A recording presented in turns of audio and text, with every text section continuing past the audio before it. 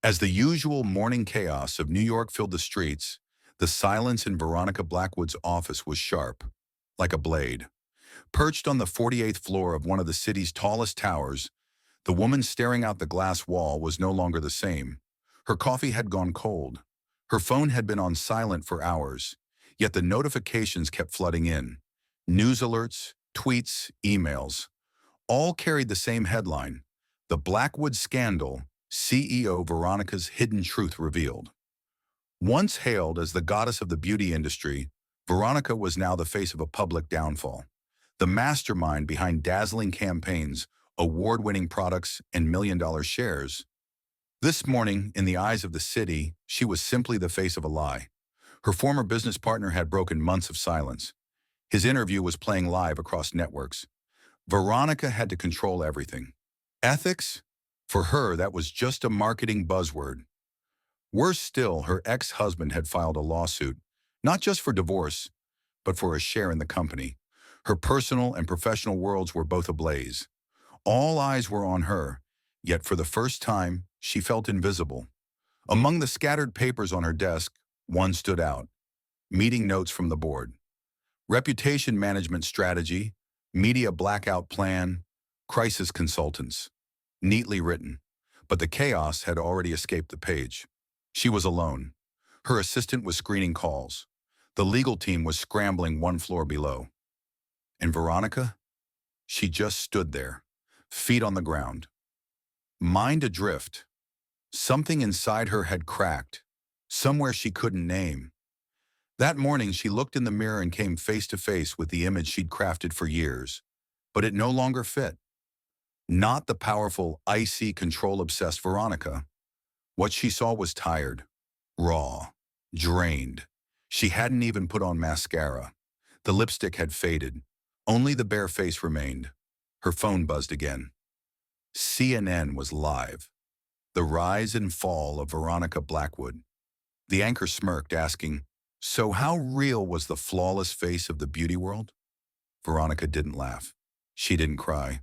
She simply closed her eyes. A part of her wanted out, not to escape, but to vanish, to dissolve into silence. For once, to let go. And in that moment, a single thought echoed in her mind. Maybe it came from deep within. Maybe it had always been there, waiting. Take me somewhere. No one knows me anymore. Take me somewhere. No one knows me. Veronica's voice was calm, but something inside her had snapped, clean and sharp. Her assistant, Naomi, slowly looked up when she heard the words. Their eyes didn't meet. Veronica was still staring out the window, at the gray city skyline, the honking traffic, the noise, but really, at nothing at all. Naomi stayed silent for a few seconds. Then she quietly opened her laptop, dimming the screen so it wouldn't draw attention. This wasn't a weekend getaway. This wasn't a spiritual cleanse.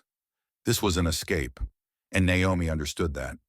She started scrolling through folders, carrying the weight of that sentence. Somewhere no one knows me. Bali, too touristy. Iceland, too exposed. Spiritual retreats in India, no, too recognizable. Veronica's face had been everywhere for years, on red carpets, at charity galas, TED stages. She wasn't just famous, she was global. Then Naomi clicked open an old folder from a defunct consultancy firm, one labeled Alternative Spiritual Routes. It had been put together long ago when a board member had taken a sabbatical after a depressive episode. As she skimmed the pages, one sentence stood out. Beyond the mountains, deep in the misty forests of Guatemala, lies a monastery, a place for retreat, silence, and the shedding of identity. Naomi paused, staring at the screen, then at Veronica. There's a place, she whispered. Veronica didn't turn. Far? Very. Quiet? Only the sound of prayer, maybe a bell or two. Veronica closed her eyes. There was an emptiness inside her now, one that New York could no longer fill. Get my passport ready, she said. I want to go alone. Naomi nodded. She understood exactly what that meant.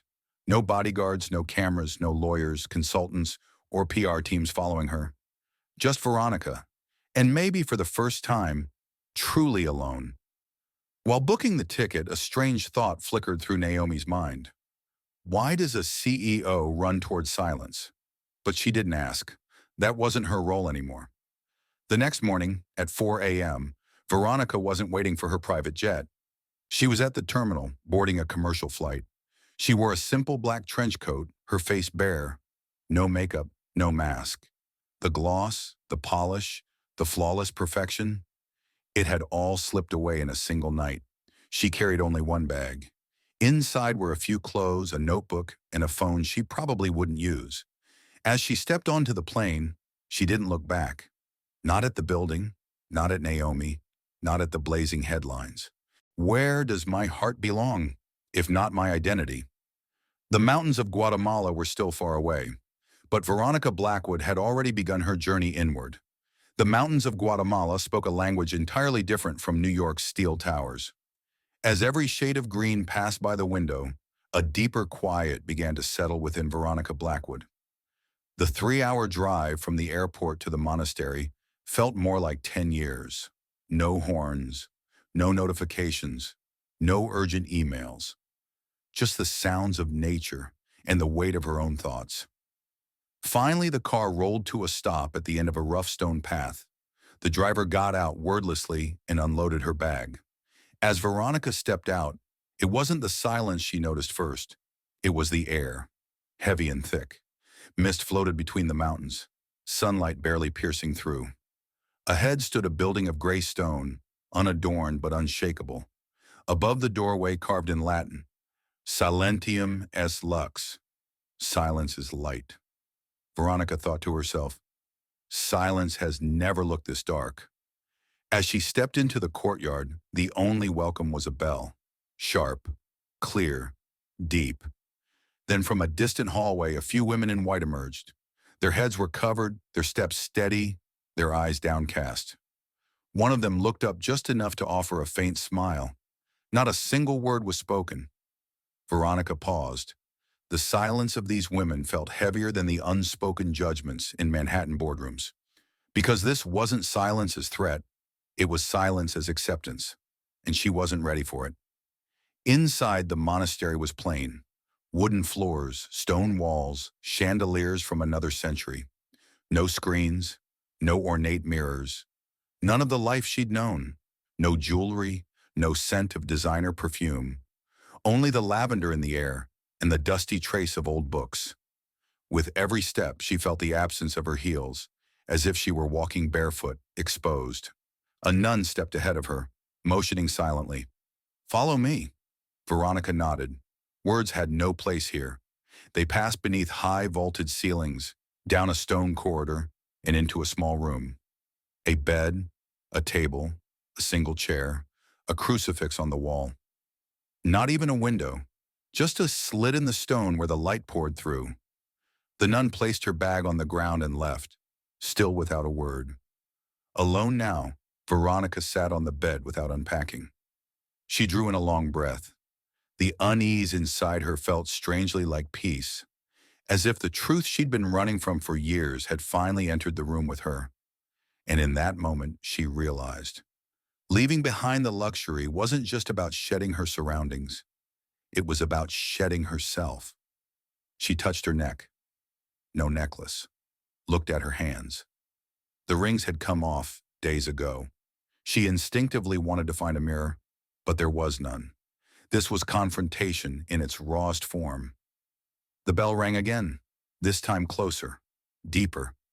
She lifted her head. It felt like the sound wasn't hitting her ears. It was pressing into her chest. She thought, here, it won't be time that passes, it'll be me. And maybe for the first time in her life, the fact that no one knew her didn't feel like loneliness. It felt like freedom. Veronica didn't wake with the first light of day, because in the monastery, it wasn't the light that woke you. It was the bell, a deep, resonant sound that echoed through the stone walls. It didn't feel like an alarm.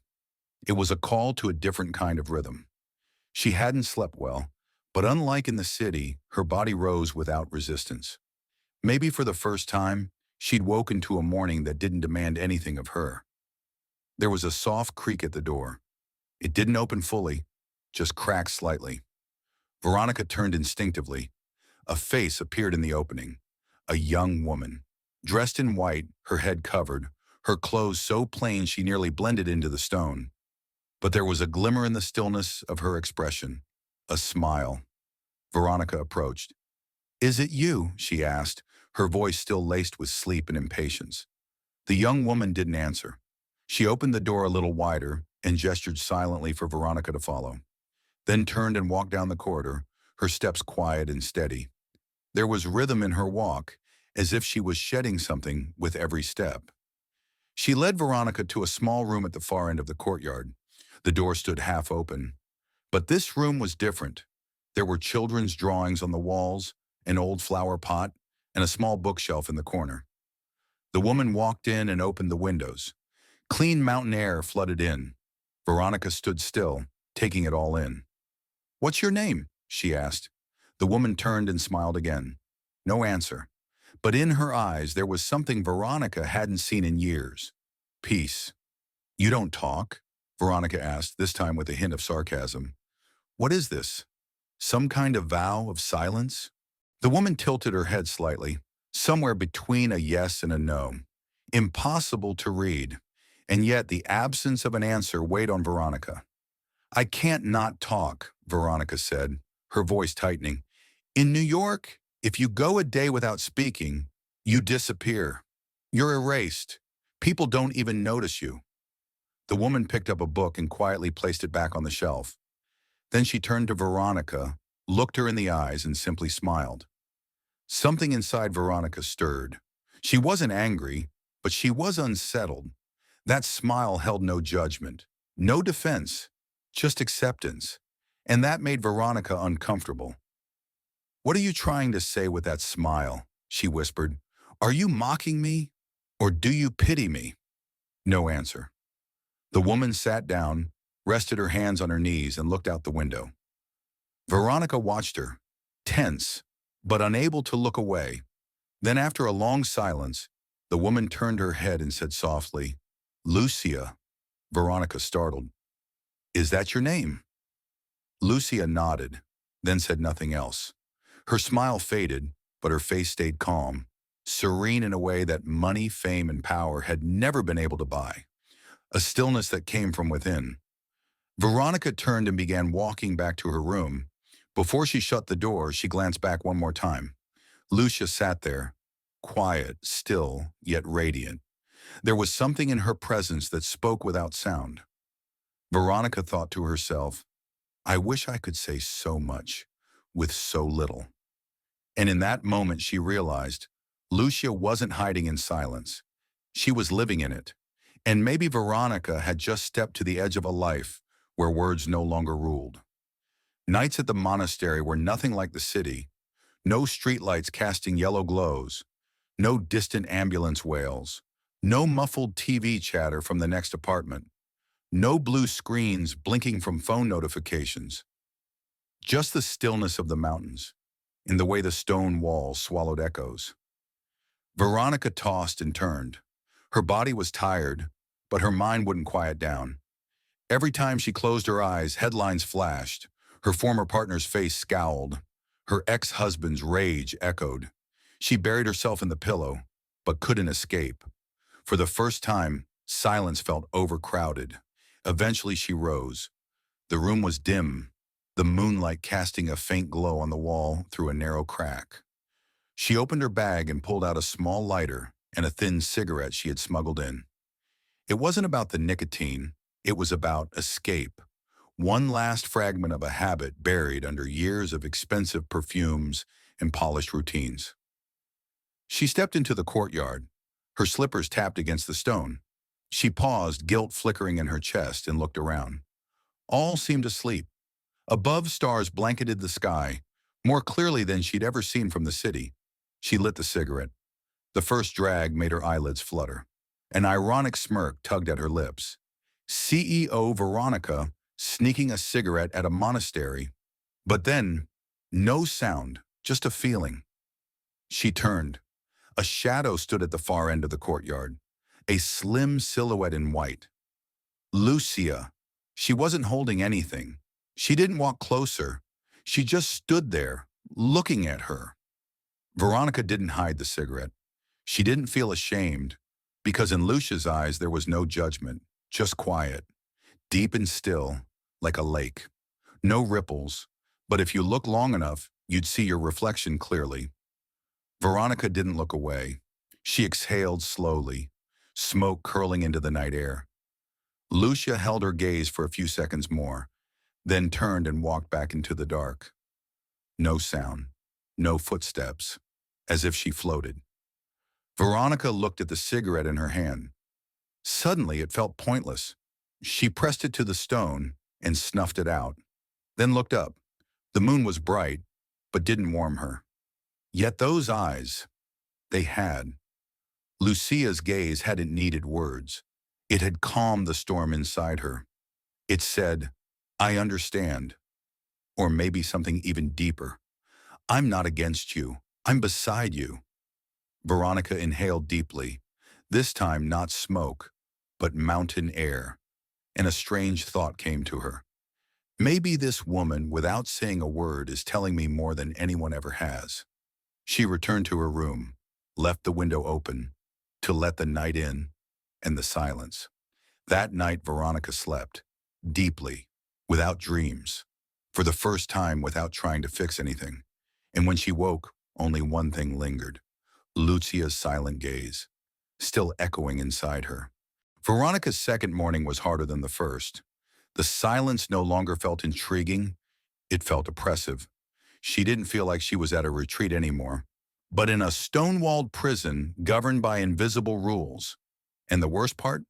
There were no guards here, only expectations. Breakfast was silent, literally. No one spoke. Everyone sipped their soup, bowed their heads in prayer. Veronica hadn't even touched her fork. Steam rose from the plate before her, but it might as well have been empty. She slammed the fork down, looked up, scanned the room, and then saw Lucia, seated at the end of the table with the others, her posture straight, eyes fixed on the table. Veronica spoke up, her voice slicing through the quiet. "I don't pray before I eat. Don't expect me to start now." Lucia didn't raise her head, didn't flinch or frown. She simply offered a faint smile and nodded gently. Veronica tried to decipher the gesture, but what startled her more was her own voice, sharp, defensive. She'd come here to find calm, yet she sounded like a CEO fending off reporters at a hostile press conference. When the bell rang for the morning service, Veronica refused to go. "I'm not listening.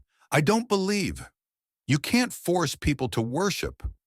No one responded, but when she stepped out of her room later, there was Lucia, waiting in silence, offering to walk with her. When Veronica declined again, Lucia only bowed slightly and walked away. Still calm, still patient, still unsettling. The day dragged on. Veronica wandered the stone courtyard, bored of staring at her cell-like room. Her fingers searched her bag for her phone. She found it. Dead. No charge. She looked for an outlet. None in the rooms. Frustration boiled. When she finally found Lucia, her patience had vanished. "Find me an outlet," she snapped. "I need to charge my phone.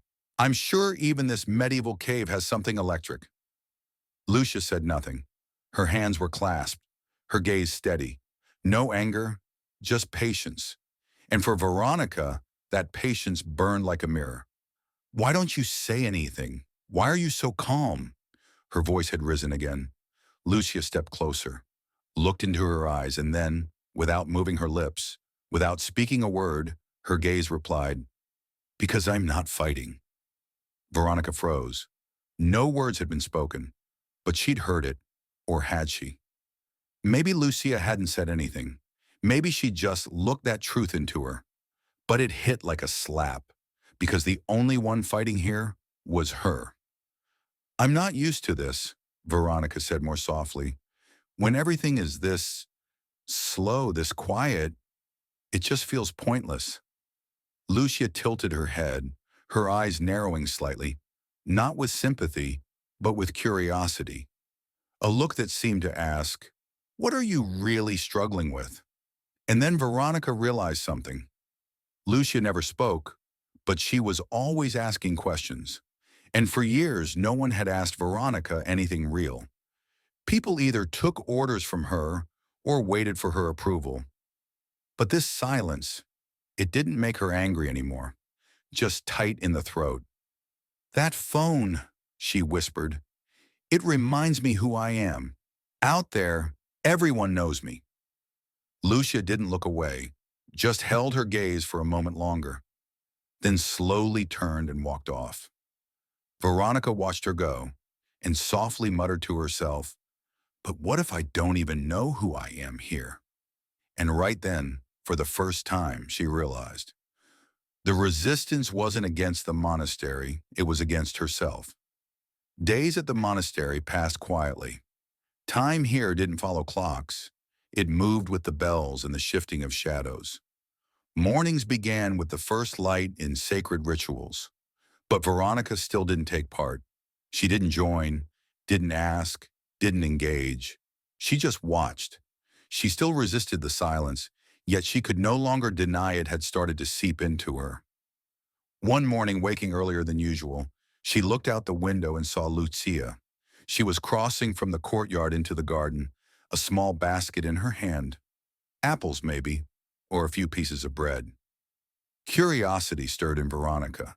She stood up and quietly followed. The garden was at the back of the monastery. Wildflowers lined the stone paths. An old fountain stood to one side, and a small vegetable patch on the other. But what caught Veronica's attention most wasn't the scenery. It was the sound of children's laughter, sharp and sudden, like a burst of joy in the middle of all this quiet. Lucia was handing out apples to a few children. Each one stepped forward, bowed in thanks, then giggled and scampered away. One small child threw their arms around her neck. Lucia knelt, hugged them tightly and kissed their cheek.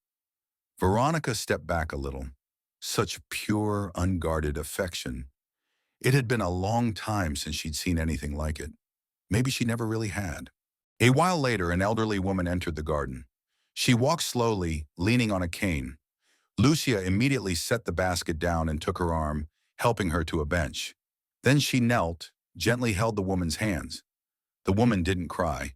She didn't smile either. She just sat in silence. And that silence held a lifetime. Veronica looked at her own hands. Her nails were rough, her skin cracked. Hands that once wore diamonds and were softened by the world's most expensive creams now felt foreign, useless, empty. But in Lucia's hands there was life, compassion, time, patience, meaning that passed from skin to skin without a single word. Veronica swallowed hard. There was a sting in her chest. It wasn't quite jealousy, and not exactly admiration. Maybe longing, but for what, she couldn't say. She slowly sat at the edge of a stone bench, watching Lucia closely. How she told silent stories to the children, how she brushed the hair of the elderly, how she dug gently through the earth with her bare hands. None of it was applauded. No one praised her. No one took photos. And yet, for the first time, Veronica felt she was witnessing a life that truly mattered, even if no one was watching. Scenes from her own past flashed by like film reels. Award shows, red carpets, major presentations, interviews, scandalous headlines. But then a single question rose in her mind. Where was I in all of that? Where was the real Veronica in the middle of all that carefully choreographed performance? Lucia looked up.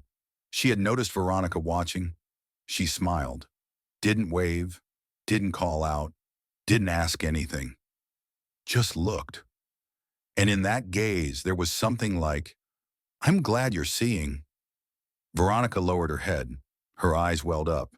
And in that moment, she finally admitted to herself, "There's a hollow space inside me, and for the first time, I'm really looking at it."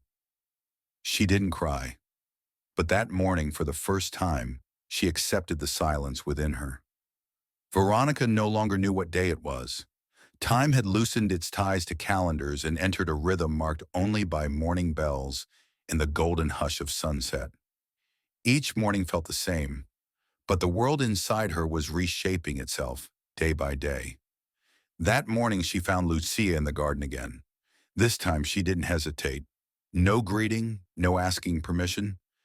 She simply sat beside her. Silence was no longer a wall between them. It was a bridge. Together they planted seedlings in the soil, gently covering them with earth. For the first time, Veronica willingly sank her hands into dirt. Those same hands, once powerful enough to shift a company's fate with a fingerprint, were now cradling life. Minutes passed, maybe hours. They didn't speak. Then suddenly, Lucia looked up. Her dirt-streaked hands rested on her knees. She turned toward Veronica, and their eyes met. Veronica expected another silent gaze, but this time Lucia spoke, slowly, softly, clearly. Faith isn't speaking, it's listening. The words pierced through Veronica. The meaning wasn't complex, but the weight of it was enormous. She had spent years speaking, giving speeches, convincing investors, appearing on screens, standing on stages, whispering behind closed doors. She had mastered her voice, commanded others to silence theirs. But this one sentence from Lucia said more than all her words ever had. Veronica looked down at the soil. The tiny leaves in her hand trembled in the breeze. Something shifted inside her, not from fear, but from realization. Listening, she whispered, but what haven't I heard? Herself? Her heart? Life's quiet call? Lucia said nothing more. She didn't need to. The words had already done their work. She knelt beside Veronica and placed her hands in the same patch of soil. No sermon, no instruction, no superiority, just presence, just witness. Veronica's eyes filled with tears, but she didn't cry, because these weren't tears of pain. They were tears of acceptance. She sensed that if she let herself cry, every wall inside her might crumble. But she wasn't ready for that yet. She didn't know who she'd be without them. Still, that morning, because of that one quiet sentence, a door creaked open. A voice inside whispered, I'm tired of talking. I want to listen. And for the first time, Veronica truly noticed the silence within her. Not the quiet imposed by place or rules, but the stillness that came after all the noise, after applause, arguments, and loss had faded. And maybe, just maybe, for the first time in her life, she began to hear the sound of her own heart. The days Veronica had spent at the monastery had stretched into weeks. By now, she didn't just watch Lucia hand out apples to the children. She sat beside her, sometimes helped, sometimes simply shared the silence. But something inside her had begun to shift. A quiet stirring, impossible to name, had started to grow. At first, it was just peace, the calm that seemed to radiate from Lucia's presence. Then it became something more, a pull. When their eyes met, her chest fluttered. When Lucia gently placed her hand on the shoulder of an elder, Veronica imagined herself in that touch. At night, before falling asleep, her mind lingered only on Lucia's face. But what was this feeling? Veronica had always managed her emotions with calculation. Even her relationships had often felt like business arrangements. She'd never truly allowed herself to connect, or be connected to.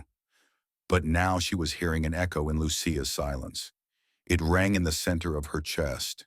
And no matter how she tried to suppress it or reason it away, she was being drawn toward her. It was late afternoon. The sun had laid a golden sheet across the monastery's stone walls. Veronica sat alone on a rock in the corner of the courtyard, watching Lucia from a distance. Lucia was tending to seedlings, her white robe shifting gently with the breeze, a few strands of hair catching the light. Veronica tried to make sense of it. Was this desire? Admiration? Love? No. Those words didn't fit. She didn't want Lucia only with her body. She wanted her, as she was, in her stillness, her grace, her silence, to simply be near her, to touch her, To have a moment, just one, of raw, unfiltered closeness. What stirred in her wasn't about lust. It was about permission. To lose herself in that silence, and maybe be found again. She stood up, tired of holding it in, and slowly walked toward the garden. Lucia looked up as she approached. Her eyes, as always, were calm. But Veronica didn't meet them with admiration this time. She met them with something more vulnerable. She stood in front of her for a long moment, then finally spoke. "I'm leaving soon," she said. "I have to go back, but something's inside me. I've tried to understand it. I can't." Lucia didn't answer. She lifted her hands from the soil and stood. Veronica took a deep breath. "I want to be with you. Just one night. Together. Quietly. Gently. Maybe without words. Just human." This wasn't a proposition. It was the collapse of a wall. The words came from a place in her that had never spoken before. Lucia simply looked at her. She didn't move closer, didn't move away. Her eyes locked onto Veronica's, and in them, it was like a different time. A different language stared back. A minute passed. Maybe more.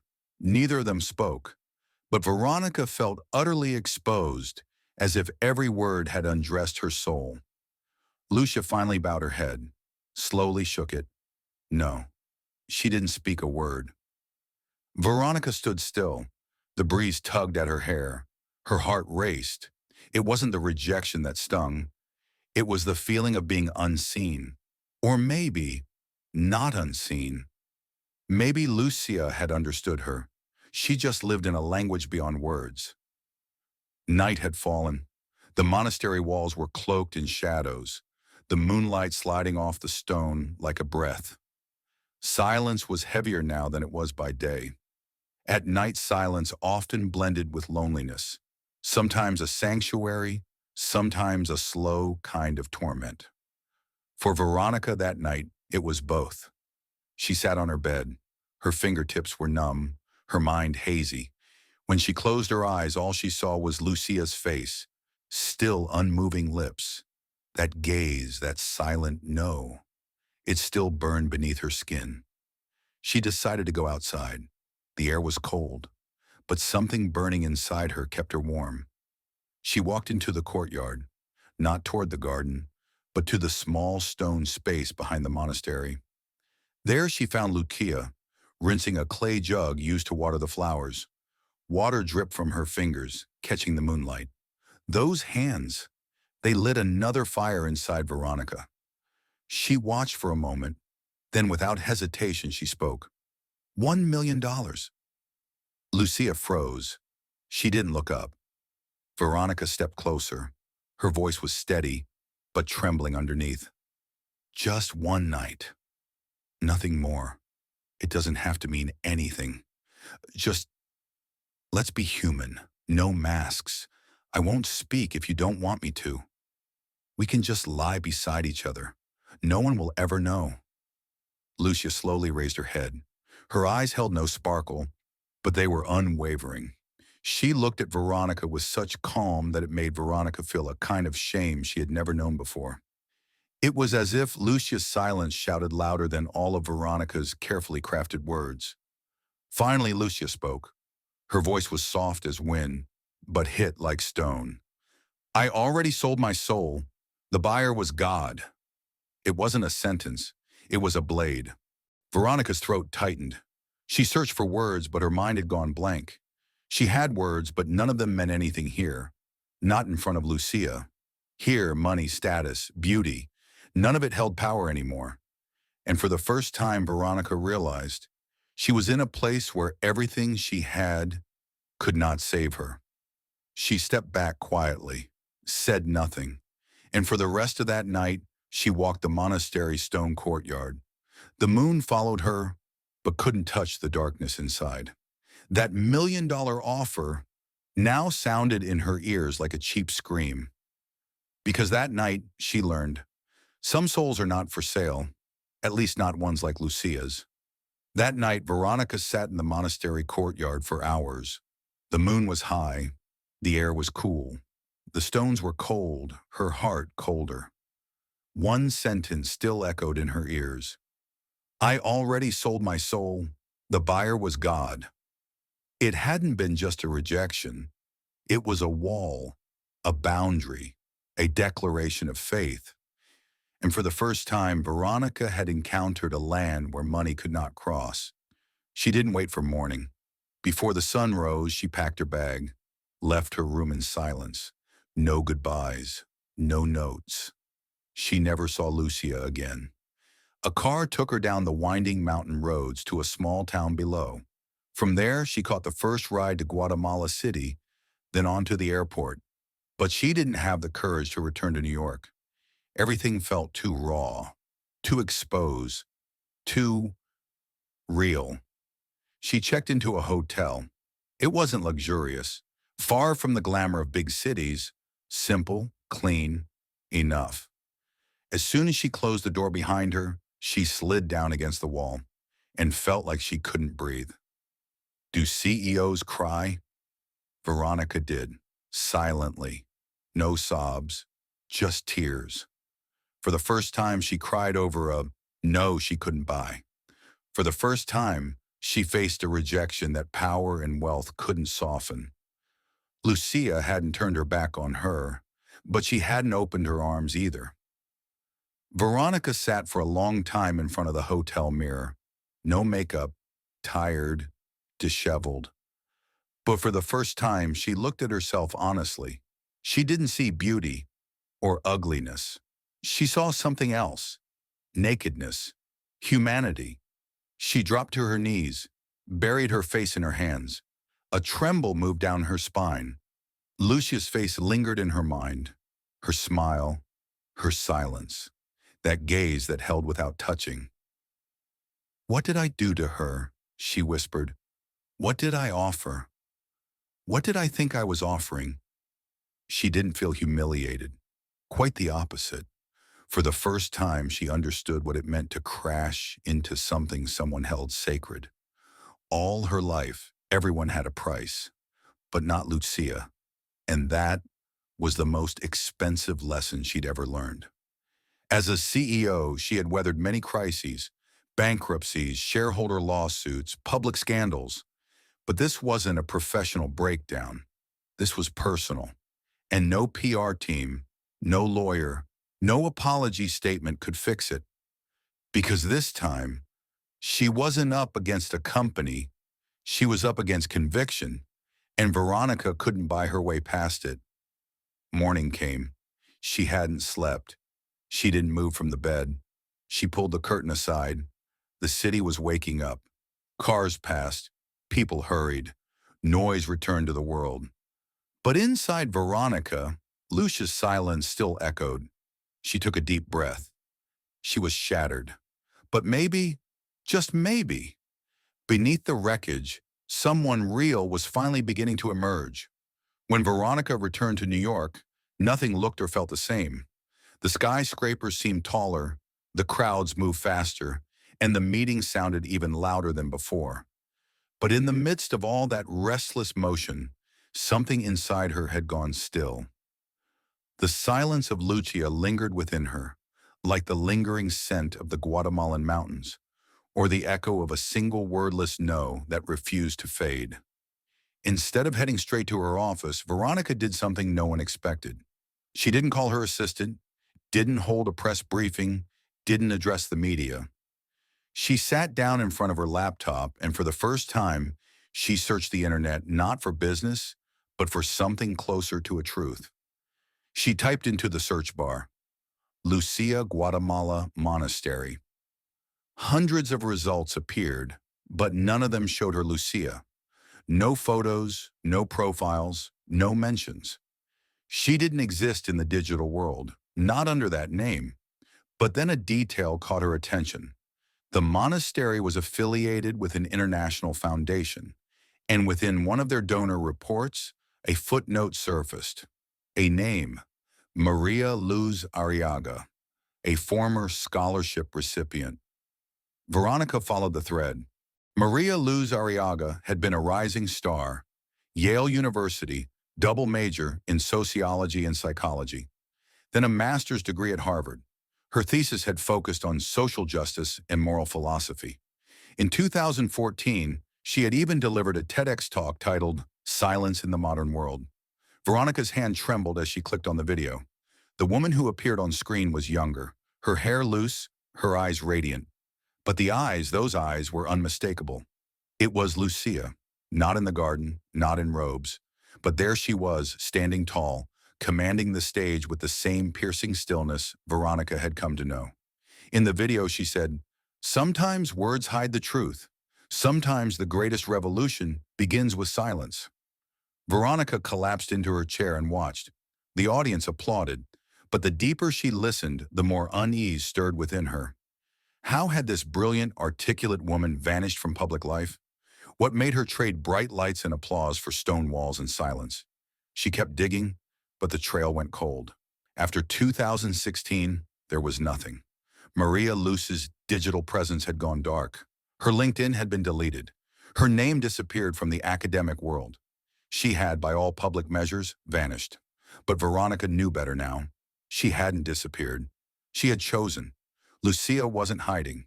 She was living, in the quiet, among the children she gave apples to, beside the elderly whose hands she held. Maria Luce had become Lucia.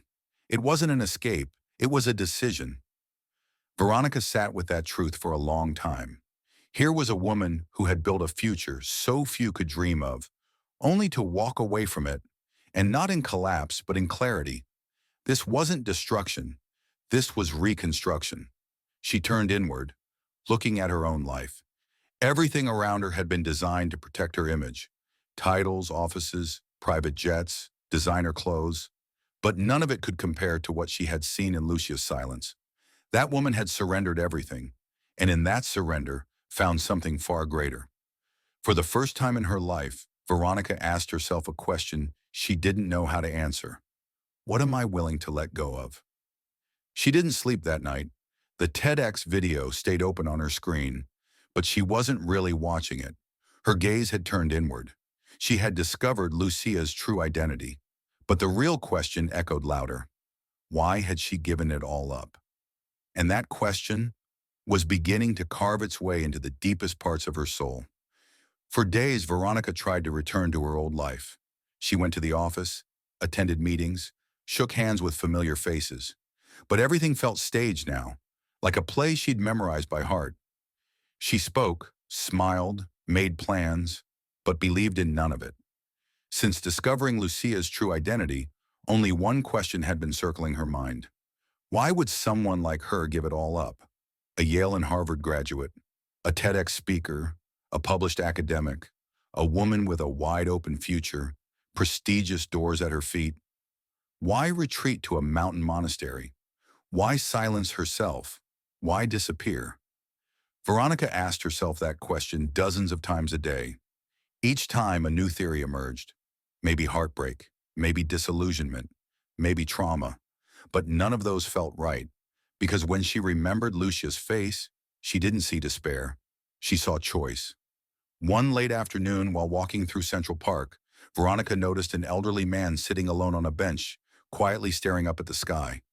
As she passed, something about his expression reminded her of Lucia, stillness and a peace that came from somewhere far away. A voice rose inside her. Some people choose silence, not to escape, to cleanse.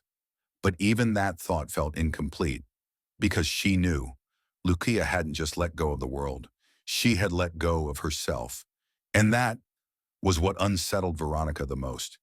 She had spent her entire life building herself up, covering every weakness, polishing every crack.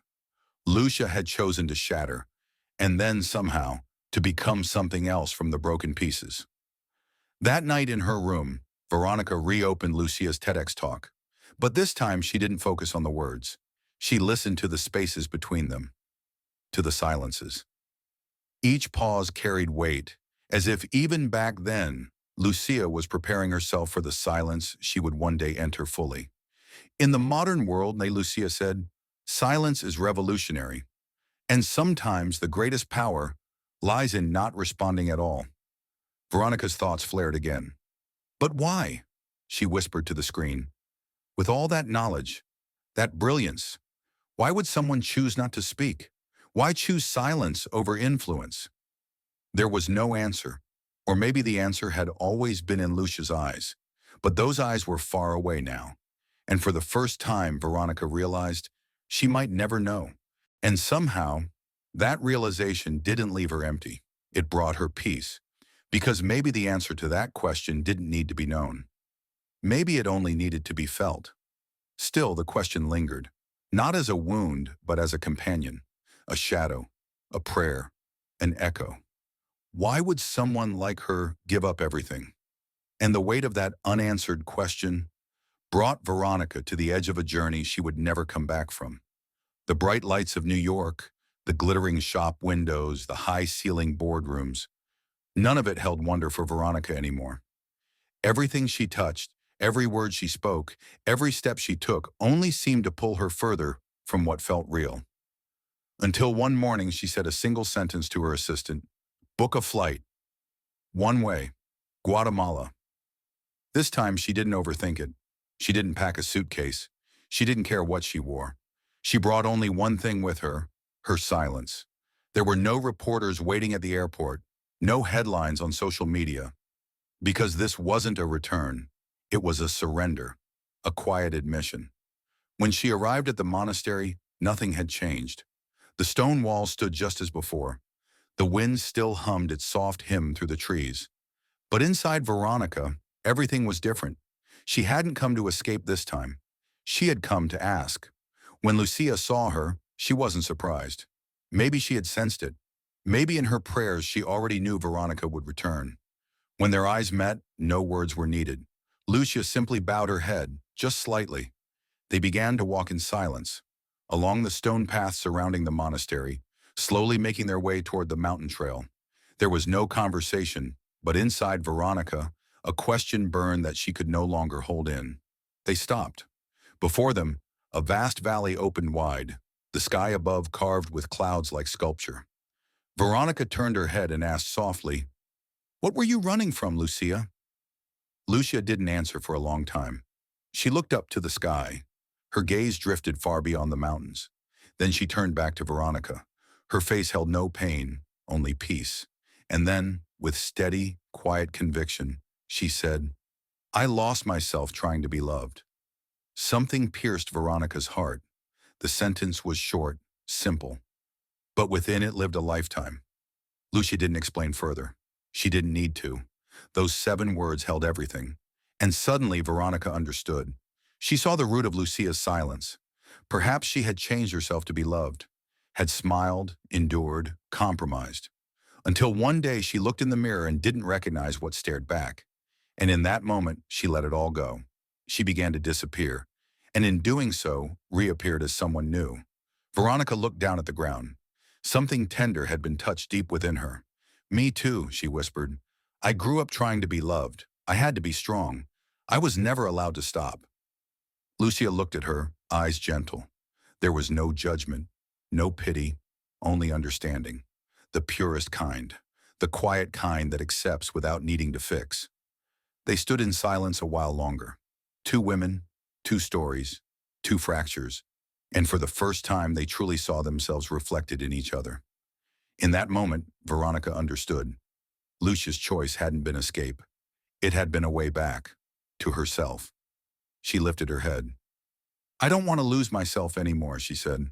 Lucia smiled, nodded softly. "Then you'll have to pass through silence." The day was just beginning. The first light of dawn spilled over the mountains, brushing the stone paths with golden softness. The air was crisp, the wind gentle. Veronica and Lucia walked away from the monastery, their steps turning toward the mountain trails. They said nothing. They walked side by side without touching, yet their pace was in perfect sync. Their bodies were silent, but their souls now spoke the same language. As the path curved, the landscape began to change. Valleys widened, wildflowers bloomed, birds sang softly in the distance. Still, within both women, there was silence, deep, echoing, and healing. With every step, Veronica felt the weight of her own heart. Her past seemed to settle on her shoulders, Loneliness from her childhood, the intoxicating rush of early success, the betrayals she had ignored, the losses she had buried, the glittering but hollow victories. All of it fell between her footsteps like stones she'd carried for years. Walking beside Lucia felt like walking into herself. And in this kind of walk, words had no place. Some pain can't be described. It can only be carried. As they rounded a bend, they came to a patch of shade beneath a pine tree. Lucia stopped, her eyes on the horizon. Veronica stopped too, and for a moment looked at her face. The morning sun traced Lucia's profile like a painting. Simple, still, unshaken. A single tear slid down Lucia's cheek. It wasn't a confession. It wasn't regret. It was the release of a weight. Inside that tear was memory, love, loss, and peace. Veronica felt her throat tighten. Her eyes burned, but she didn't cry. She was too full to weep. Instead, she took a deep breath, and for the first time in years, she let it go. She reached out and took Lucia's hand. It was a hand shaped by soil, by water, by prayer. Not warm, but calm. She felt a tremble at the tip of her own finger. And then, Lucia held her back, not pulling, not pushing, just being.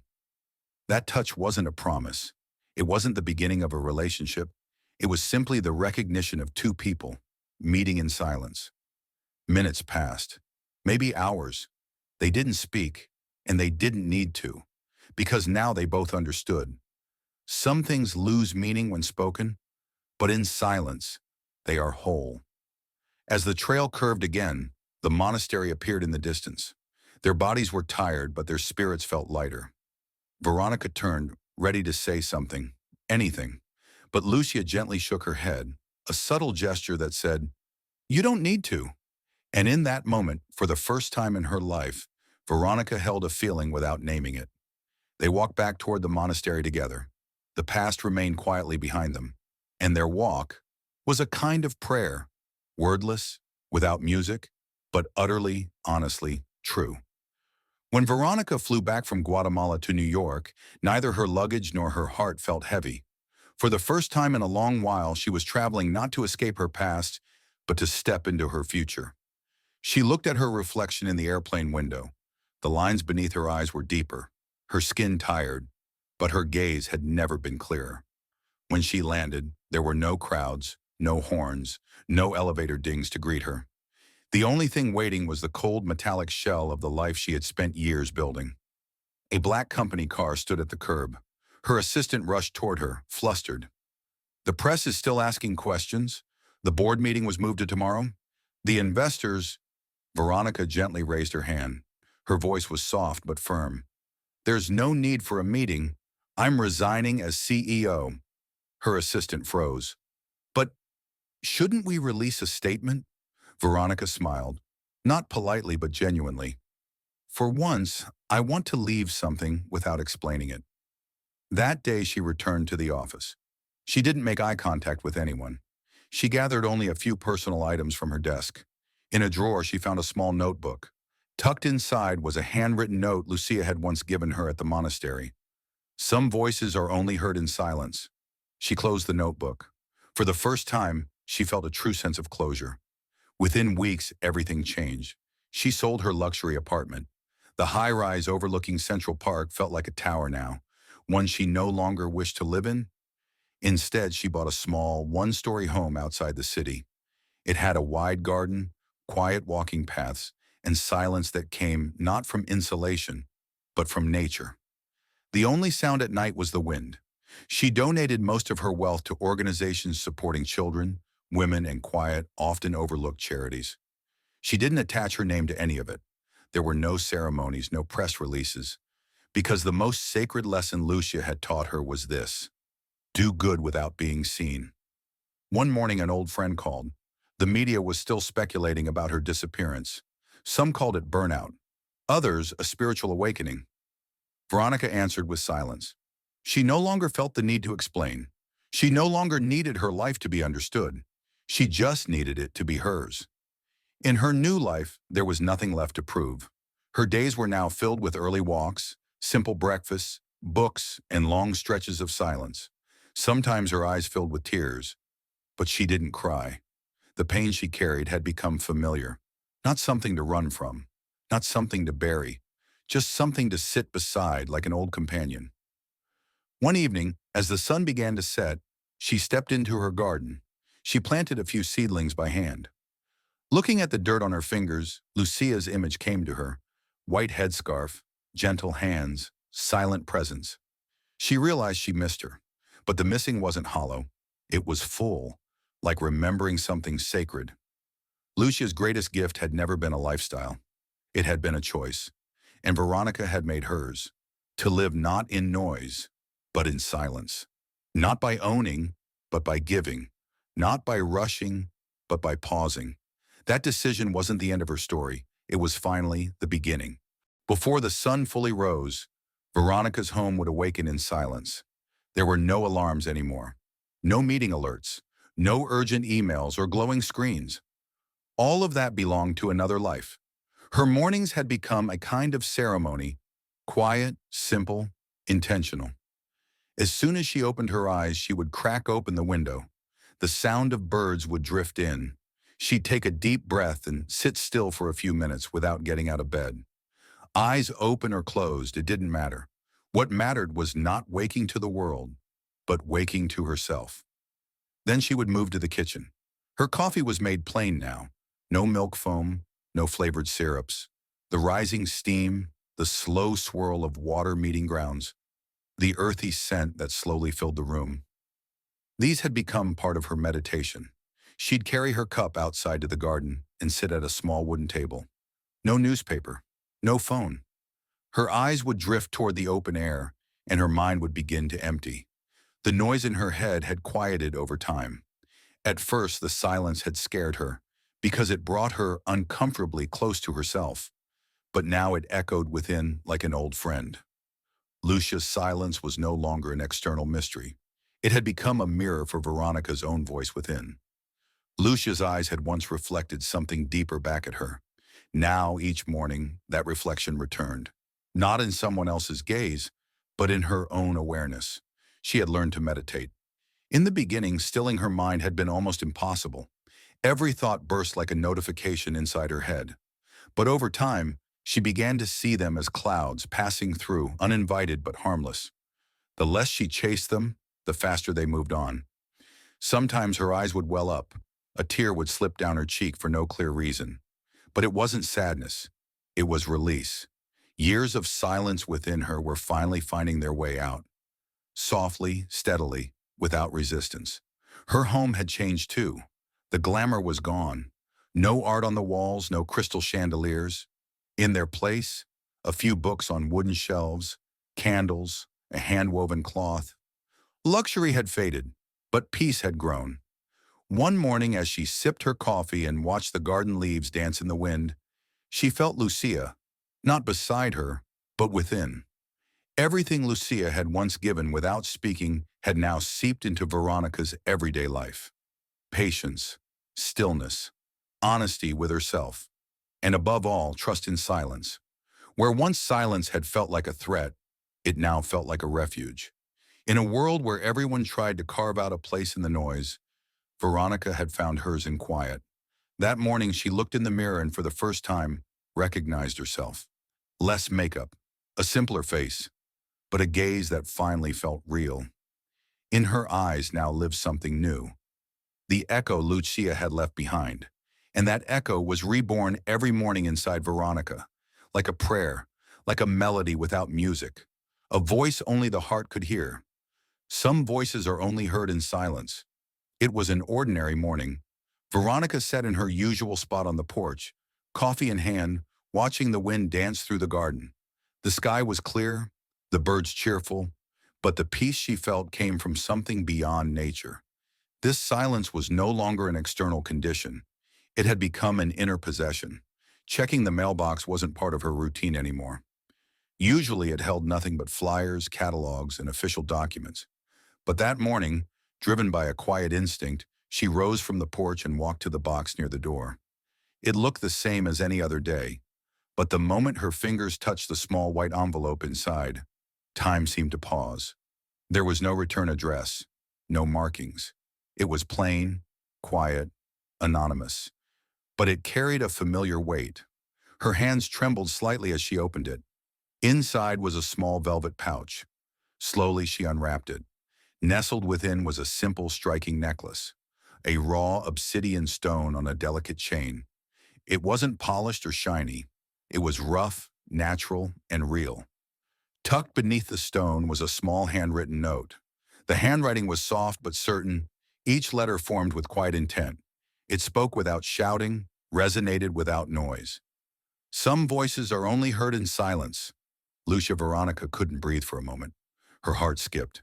Lucia's face filled her mind, smiling but silent, a gaze that spoke more than any word ever could.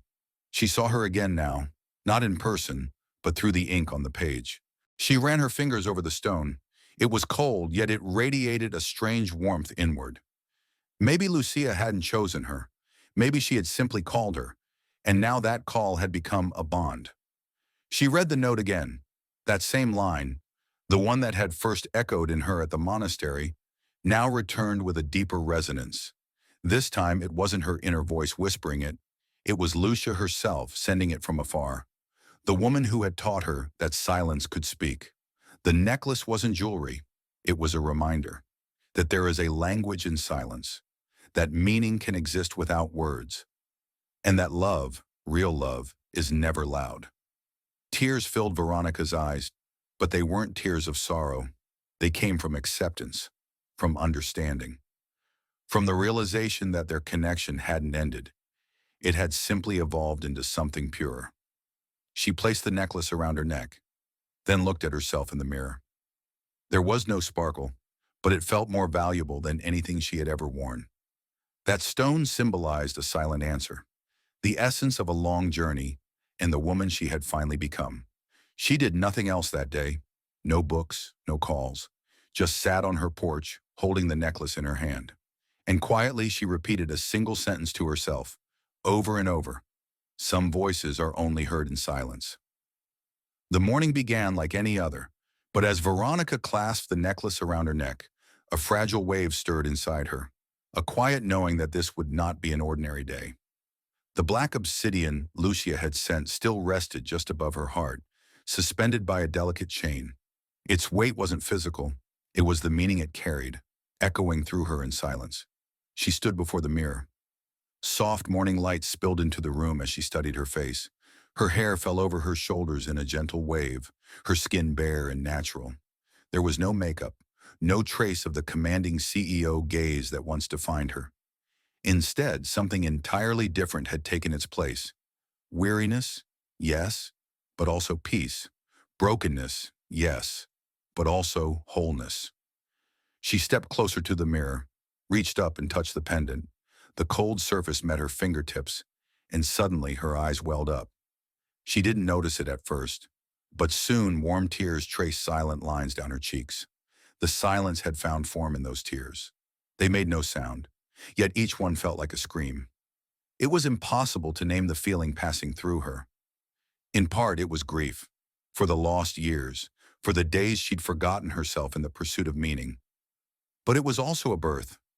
A new Veronica was being born inside her, one who sought meaning instead of money, truth instead of power, reality instead of performance. Her old life played out before her like a reel of film, the corporate launch parties, the applause, the boardroom decisions behind closed doors. It all felt like an illusion now. The Veronica in those scenes was a stranger to the woman in the mirror. The tears she saw weren't tears of regret. They were the sacred result of a reckoning, the most honest answer she had ever given herself. She no longer needed Lucia because the silence Lucia left behind had become her own language. She held the necklace tighter and whispered like a prayer. Not money, but meaning. That's my wealth now. Lucia's eyes came to her mind. She had never told her, I love you. But maybe she didn't need to. Some loves don't live in words. Veronica had learned that late, but not too late. She was still here, still in the world, and each morning now met her with a different awareness. She didn't look away from the mirror. Meaning, she said aloud, the one thing that's mine, unmeasurable, unbuyable. She didn't wipe away the last tear. Together with the stone at her neck, it formed a quiet kind of completeness. No award, no title, no applause could ever touch the peace she felt now. She turned inward, for the first time. Truly.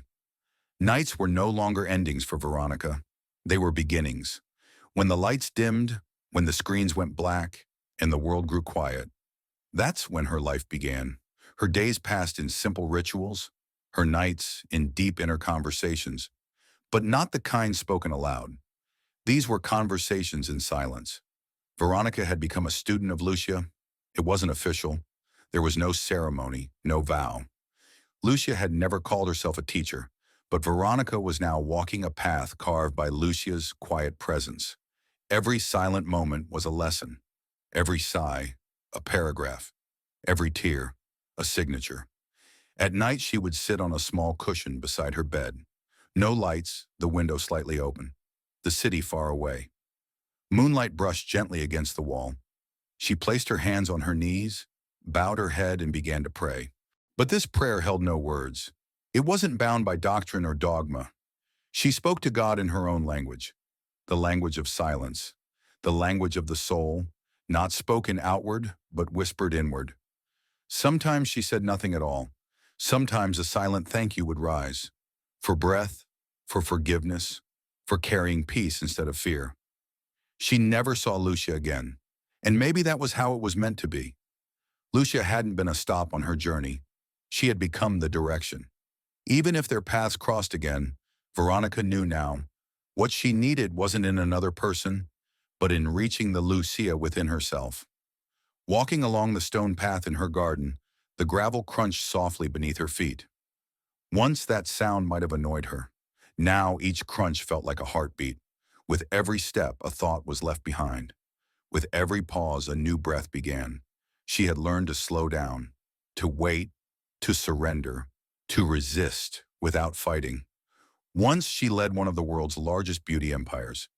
Now she was someone simply trying to listen to her own heart.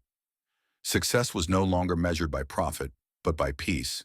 Not in screens at day's end, but in sleep, untroubled by noise. Her prayers no longer sought divine approval. They were quiet contracts with her own soul. Every night, in her own language, at her own rhythm. And the silence, it was no longer the sound of loneliness. It had become the echo of connection. It might have seemed like Lucia had taught her nothing, but in truth, each silence Lucia gifted her had grown into a deeper resonance, and that resonance had become a voice, her own. One night, beneath a sky full of stars, Veronica looked upward. She smiled. She prayed. Without words. She had a teacher now. Her name was Lucia, but the lesson was already inside her. And so, the story ends, but the silence continues.